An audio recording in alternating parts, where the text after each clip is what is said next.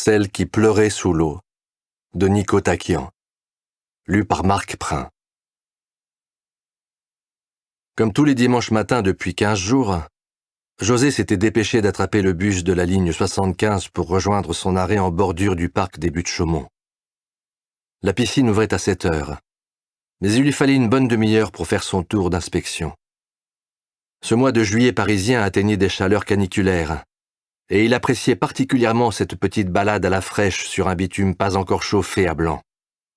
Et puis ça lui permettait de réfléchir et de classer ses idées, concernant Mathilde notamment. Ils étaient mariés depuis 10 ans et élevaient 2 beaux enfants, mais quelque chose clochait dans l'édifice de leur famille idéale. Quelque chose de bien pourri dont il devrait s'occuper, un jour, quand il aurait le courage d'affronter la réalité. Après avoir remonté le long des grilles du parc, José avait bifurqué sur la gauche pour rejoindre la rue Jean-Ménance, puis sur la droite pour longer le vaste bâtiment en briques rouges vives qui abritait la piscine Pailleron. Il travaillait là depuis presque 5 ans en tant que maître nageur sauveteur et s'occupait de la coordination des activités aquatiques. À ce titre, il était toujours le premier MNS sur place. Sur le côté du bâtiment se trouvait une porte d'accès réservée dont le verrou s'enclenchait avec un code. Normalement, la piscine était sous alarme, mais le système était tombé en rade depuis le début de l'été. Putain, lâcha-t-il. Quelqu'un n'avait pas fait son boulot en omettant de refermer correctement le verrou. Il traversa un couloir pour rejoindre le poste de sécurité adjacent à la salle des MNS. Tous les interrupteurs lumineux étaient coupés, sauf celui des vestiaires collectifs. José était certain que l'équipe de nettoyage n'était pas encore arrivée, et il suspecta un oubli de la veille, ce qui commençait à faire beaucoup de conneries pour une seule soirée. Il inspecta rapidement les couloirs, puis emprunta l'escalier qui conduisait au vestiaire sans remarquer la moindre présence. Il était l'unique gardien de ce lieu qui serait bientôt animé par des centaines de nageurs venus se rafraîchir de la chaleur parisienne. Il vérifia sa montre.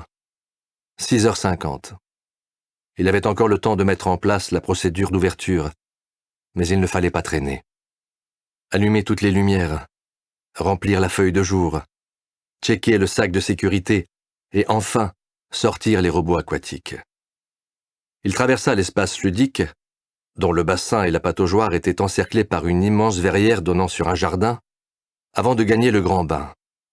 33 mètres d'eau translucide entourée de cabines de vestiaires individuelles aux portes bleues. Une mezzanine courant tout autour de l'étage permettait une déambulation circulaire. Mais en cette période d'été, il y avait encore mieux. Une lune géante éclairée de l'intérieur pendait juste au-dessus du bassin. Œuvre d'un plasticien britannique, elle avait été installée là pour quelques semaines, transformant la piscine en musée où l'on pouvait nager à la belle étoile. La création était monumentale et tellement réaliste qu'on avait l'impression de véritablement contempler la lune depuis son transat. José décolla les yeux du plafond et une angoisse soudaine lui fit froncer les sourcils.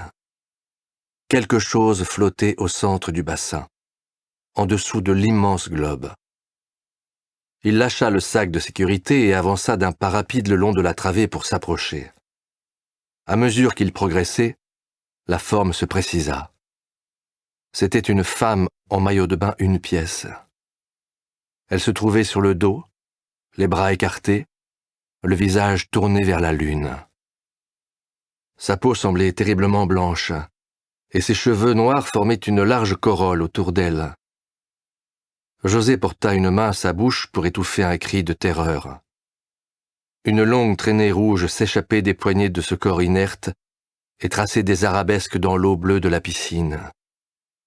Il fixa le visage de la femme pendant un moment, et une boule d'angoisse lui broya les tripes alors que le doute se dissipait. C'est bien elle.